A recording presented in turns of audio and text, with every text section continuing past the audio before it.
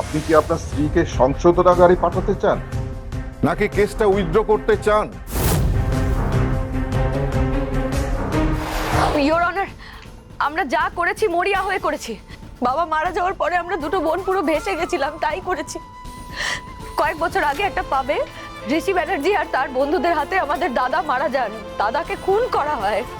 আপনি নিশ্চয়ই শুনে থাকবেন বিতান মিত্র ভার্সেস ঋষি ব্যানার্জির কেসের কথা। ও ইয়েস, উনি আপনাদের দাদা ছিলেন? ইয়েস ইওর অনার, আমাদের দাদা মারা যাওয়ার পর আমাদের মা অসুস্থ হয়ে মারা যান।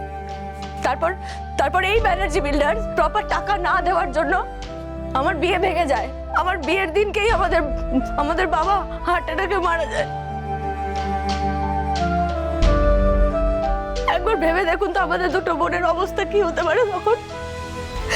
আমরা পুলিশের কাছে গেছি, আদালতে গেছি, কেউ আমাদের কোনো কথা শুনতে চায়নি। ওকে ধরেছি, ও ও ও ছিল আমার সাথে, ও করেছে, যথাসাধ্য চেষ্টা করেছে, কিন্তু কেউ আমাদের কোনো কেস দেয়নি।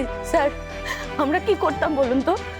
আমাদের বাবাকে ন্যায় কি করে দিতাম? আমাদের হাতে তো আর কোনো অপশন ছিল না। তাই একটাই ভুল করেছি, বাবার মৃত্যু আর দাদার মৃত্যুর বদলা নিতে বোনকে ব্যানার্জি ফ্যামিলিতে বিয়ে দিয়ে পাঠিয়েছিলাম বউ করে।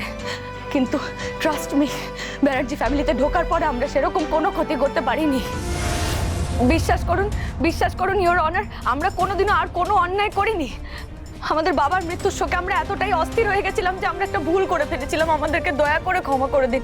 আমি কথা দিচ্ছি, আমার বোনকে নিয়ে আমি অনেক দূরে চলে যাব। আমি কারোর সাথে কোনোদিনও কোনো সম্পর্ক রাখবো না। আর প্রয়োজন পড়লে পরে আমার বোন ডিভোর্স পেপারে সাইন করে দেবে।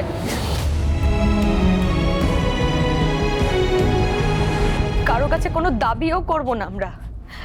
শুধু একটাই অনুরোধ স্যার, আমাদের কেসটা দয়া করে খারিজ করে দিন প্লিজ।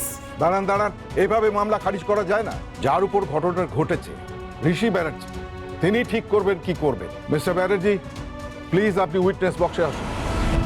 নিন, এবার আপনি বলুন আপনি কি করতে চান। উজ্জ্বল মিত্র নাম ভাঙিয়ে আপনাকে বিয়ে করেছিলেন, তার জন্য এই বিয়ে গ্রাহ্য হবে না।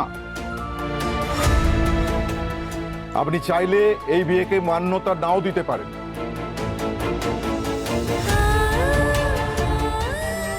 সেক্ষেত্রে ডিভোর্সের মামলাও আর করার দরকার থাকবে না।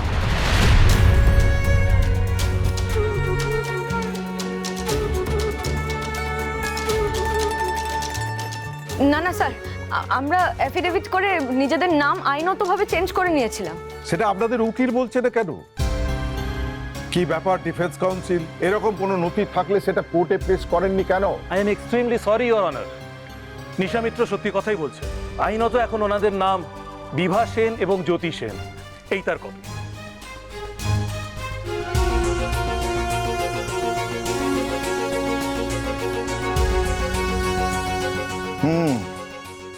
নাম তো বদলেছে। সেক্ষেত্রে ঋষিবাবু, আপনাকে বলতে হবে আপনি কি আপনার স্ত্রীকে ডিভোর্স দিতে চান?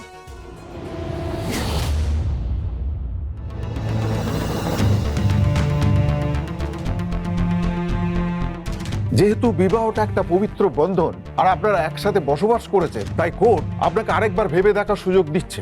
আপনি কি আপনার স্ত্রীকে সংশোধনাগারে পাঠাতে চান,